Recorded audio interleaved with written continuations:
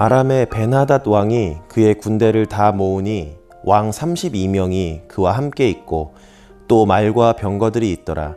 이에 올라가서 사마리아를 에워싸고 그곳을 치며 사자들을 성 안에 있는 이스라엘의 아합 왕에게 보내 이르기를 벤하닷이 그에게 이르되 내 은금은 내 것이요 내 아내들과 내 자녀들의 아름다운 자도 내 것이니라 하매 이스라엘의 왕이 대답하여 말하기를 내 주 왕이여 왕의 말씀같이 나와 내 것은 다 왕의 것이니이다 하였더니 사신들이 다시 와서 이르되 벤하닷이 이르노라 내가 이미 네게 사람을 보내어 말하기를 너는 내 은금과 아내들과 자녀들을 내게 넘기라 하였거니와 내일 이맘때에 내가 내 신하들을 내게 보내리니 그들이 내 집과 내 신하들의 집을 수색하여 내 눈이 기뻐하는 것을 그들의 손으로 잡아 가져가리라 한지라.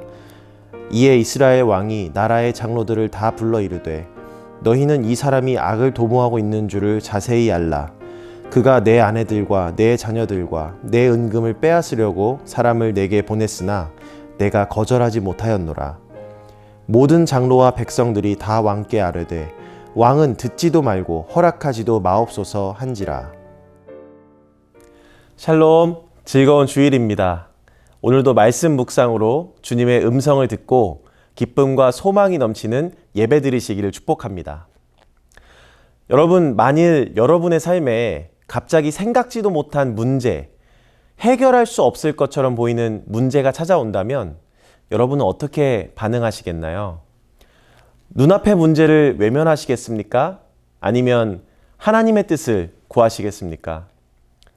오늘 열왕기상 20장 본문에서 이스라엘의 왕 아합도 뜻하지 않은 어려움을 마주치게 되는데요. 그것은 바로 옆나라 아람 왕 벤하닷의 침공이었습니다. 벤하닷은 큰 군대를 끌고 쳐들어와 수도인 사마리아 성을 에워싸고 아합에게 이런 전가를 보냅니다. 3절입니다. 내 은금이 내 것이요 내 아내들과 내 자녀들의 아름다운 자도 내 것이니라 하매. 아합은 아람의 큰 군대를 보고 두려워서 벤하닷의 요구를 들어주려고 했습니다. 그러나 결국 이스라엘 장로들과 백성들의 반대에 부딪혀서 벤하닷의 요구를 거절했죠. 그리고 결국 전쟁이 일어난 것입니다. 여러분, 성도의 삶은 때로는 평탄하지만은 않습니다. 오히려 그 믿음 때문에 생각지도 못한 어려움이 찾아오기도 하고 그 안에서 끝까지 믿음을 지키는 태도가 요구되죠. 성도는 내게 찾아온 고난을 해결하실 분이 오직 하나님이시라는 사실을 기억하며 살아갈 때 하나님의 놀라운 역사하심을 경험할 수 있습니다. 오늘 말씀을 통해서 고난 중에 성도가 가져야 할 믿음의 자세에 대해서 함께 알아보기를 원합니다. 첫 번째입니다. 눈앞의 고난을 피하고자 죄와 타협해서는 안 되는 것입니다. 이스라엘의 역사가 그랬듯이 하나님의 백성이요 또 자녀된 우리 성도들의 삶도 날마다 세상에 순응할지 아니면 하나님을 믿고 그분의 뜻에 순종할지 결정해야 되는 삶입니다. 이 싸움에는 결코 양보도 타협도 존재하지 않습니다. 세상의 악한 요구에 따르지 않을 때 이 맞닥뜨릴 고난과 손해가 두려워서 그것을 거절하지 못한다면 당장은 좋을 것 같지만 사실 우리는 이 치열한 영적 전쟁에서 패배하고 마는 것입니다. 만약 아합이 벤하닷의 요구를 다 들어줬다면 결국 벤하닷의 노예가 되어서 훨씬 더 많은 것을 빼앗겼을 것입니다. 로마서 12장은 이렇게 말씀합니다. 너희는 이 세대를 본받지 말고 오직 마음을 새롭게 함으로 변화를 받아 하나님의 선하시고 기뻐하시고 온전하신 뜻이 무엇인지 분별하도록 하라. 아멘. 하나님이 아닌 자신을 따르라는 세상의 유혹은 날마다 우리에게 찾아옵니다. 그러나 그 가운데에서도 이 세대에 순응하지 않고 죄와 악함을 단호하게 거절하며 하나님께서 기뻐하시는 뜻이 무엇인지를 분별하는 삶, 이것이 바로 성도의 삶이고 하나님 백성의 삶인 줄로 믿습니다. 저와 여러분이 하나님만 따르고 죄와 타협하지 않기로 결단할 때 하나님께서 기뻐하시고 거룩한 삶을 살아갈 수 있도록 힘과 능력 그리고 담대한 마음 주실 줄로 믿습니다. 아멘. 고난 중에 성도가 가져야 할 믿음의 자세 두 번째를 나누고 싶은데요.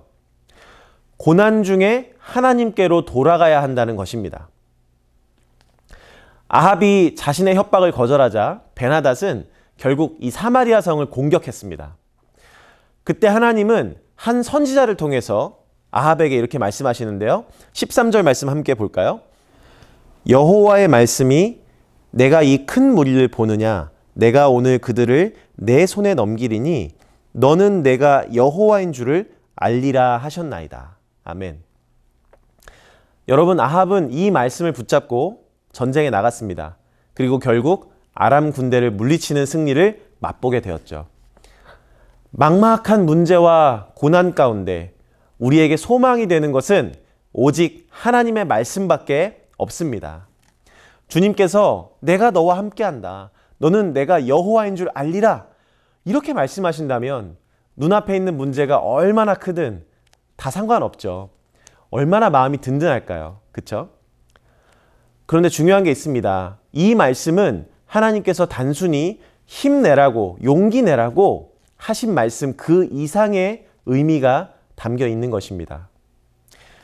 하나님은 감당할 수 없는 고난 앞에 서 있는 아합이 하나님의 도우심을 경험하면서 지금이라도 악한 마음을 버리고 주께로 돌아오기를 원하시는 것입니다.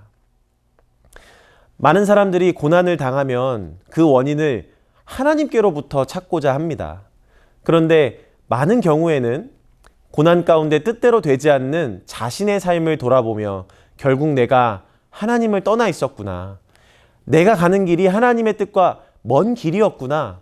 이것을 깨닫고 다시 겸손한 마음으로 주님께 돌아가게 되죠. 이것이 바로 주님께서 우리에게 고난의 시간을 허락하시는 이유이고 나아가서 저와 여러분을 향한 사랑의 표현입니다. 여러분, 우리를 향한 하나님의 뜻은 재앙이 아니고 평안입니다. 이스라엘 백성들이 돌고 돌았던 그 40년의 광야는 불필요한 시간이 아니라 그들을 진정한 하나님의 백성으로 만드는 시간이었죠. 또 집 나간 탕자가 비참한 지경에 처한 것은 결코 재앙이 아니었습니다. 오히려 그의 마음을 뉘우치게 하고 진정한 기쁨과 행복이 있는 아버지 집으로 돌아오게 하는 그 축복의 시간이었습니다. 죄로 가득 찬 세상에서 죄의 본성을 가지고 살아가는 우리에게 만일 아무런 문제도 아무런 고난도 없다면, 그래서 굳이 하나님의 뜻이 무엇인지 궁금해할 필요가 없다면 그것이야말로 무서운 재앙이고 경계해야 할 일이죠. 그러니 여러분, 고난이 와도 시험이 와도 그것을 이상한 일로 여기지 마시고 기도 가운데 주님 앞으로 가지고 나아가시기를 바랍니다. 그럴 때 주님께서 주시는 평강과 회복을 경험하게 될 줄로 믿습니다. 사랑하는 성도 여러분, 혹시 지금 이해하기 어려운 고난에 처해 있으신가요? 그렇다면 그것은 기회인 줄로 믿습니다. 나의 생각, 나의 욕심을 떠나서 십자가의 은혜 안으로 돌아오게 하시는 하나님의 사랑인 것이죠. 편한 길을 가고자 죄와 타협하지 말고 예수님께서 걸으셨던 좁은 길, 거룩한 길을 선택하시기를 바랍니다. 고난의 한복판에서도 주님의 은혜를 다시 붙잡을 때 하나님께서 내 삶의 진정한 주인이 되시고 예수 그리스도가 유일한 소망이 되시는 것을 발견할 줄로 믿습니다. 오늘도 소망 되시는 주님을 높여드리며 기쁘게 예배하는 하루 되시기를 예수님의 이름으로 축복합니다. 기도하겠습니다. 사랑의 주님, 오늘 우리가 아합의 이야기를 통해서 하나님이 우리에게 주시는 그 고난의 의미와 고난 앞에서 가져야 할 우리의 믿음의 태도를 점검해 봤습니다. 주님, 이 시간에 우리가 고난 가운데에서도 주님을 끝까지 붙잡고 주님을 의지하며 주님 안으로 돌아가는 그 믿음의 역사가 있도록 도와주시옵소서. 감사드리며 예수님의 이름으로 기도합니다. 아멘.